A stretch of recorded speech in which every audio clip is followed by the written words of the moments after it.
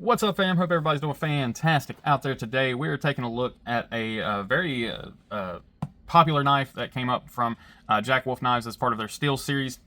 Now, unfortunately, this knife was so popular that it sold out extremely quickly. So by the time you guys are seeing this, unfortunately, this specific series is not available. However, there is the G10 ultralight versions. Those are still available in most places. I do know that C. Reisner TPK still has the blue one in stock. So if this is something you guys are interested in and it doesn't have to be bone like this or anything, you're okay with some G10, then you can certainly go check those out. All the specs are pretty much the same. Of course, the ultralights are, of course, going to be much lighter. Price tag on these, you're looking at $165 for the G10 version, and then $185 for what you see here. 154 cm, run at 58 to 59.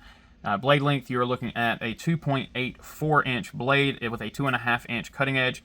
It is 0.78 of an inch in height there, and that is tested right there at the maximum height. And it is using a 3mm blade stock. Handle, you're looking at 3.78.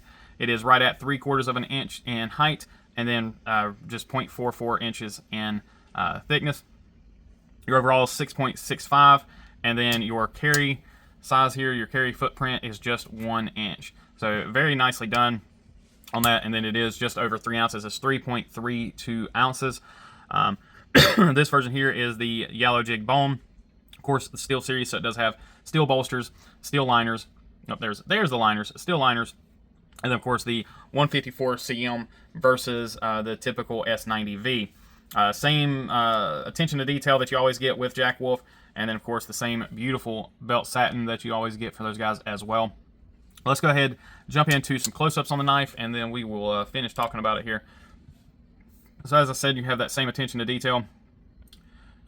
It really does just mimic their standard slip joints. You've got the 3 stripes there in the bolster. I believe it is a T10 pivot steel on these and T8 body hardware.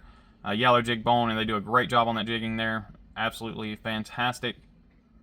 Take a look at our gapping here on the back. Of course, there is none. Just absolutely phenomenal. Perfectly centered. Take a look at that tip. Looks like we might have a slight off grind on the tip. Take a look here at the other side.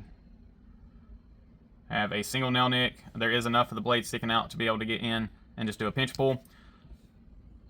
Spring height on half stop is flush and perfect. Spring height on open is flush. No gapping between the blade and the spring. Take a look inside. So we have a, looks like we have a traditional kick in there. I do not see a stop pin.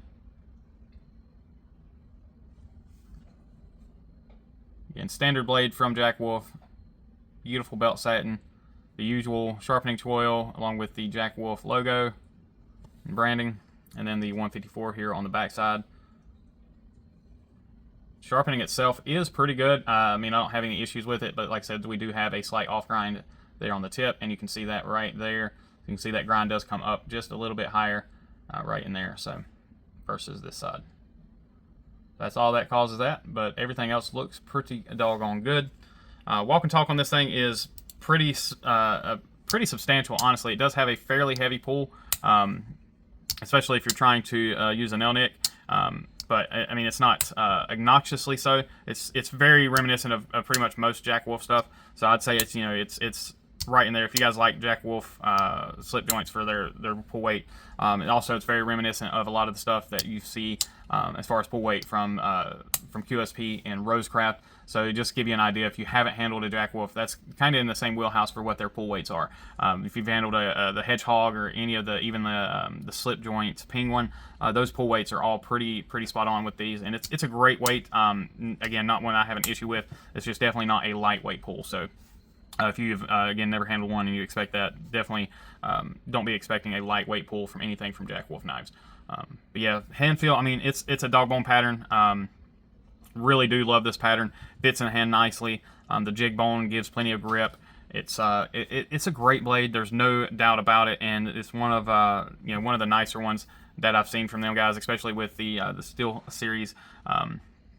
I do like the addition of the jig bone here. It does do a great job, like I said. And then not my color choice, but it is, again, very much harkening to the traditional knives, you know, with those traditional materials. So yeah, traditional knives, it's not a whole lot to talk about on these things. There's, you know, no real action to speak of, anything like that. Ergos are very simple. It doesn't matter which hand you put it in, it's going to work. So yeah, if you've been looking for a Jack Wolf, but you know, you don't want to pay that you know, over $200, close to $300 price tag, then definitely look at the Steelcraft series here. They have the Ultralight series, and then they also have the Gateway series now. So there's a lot of ways to get in on Jack Wolf stuff. And yeah, let me know what you guys think in the comments down below. Was this one that you were able to pick up? If not, is it one that you're looking for? So let me know. As always, I appreciate each and every one of you. Please remember to be kind, be humble, and be EDC. Y'all take care.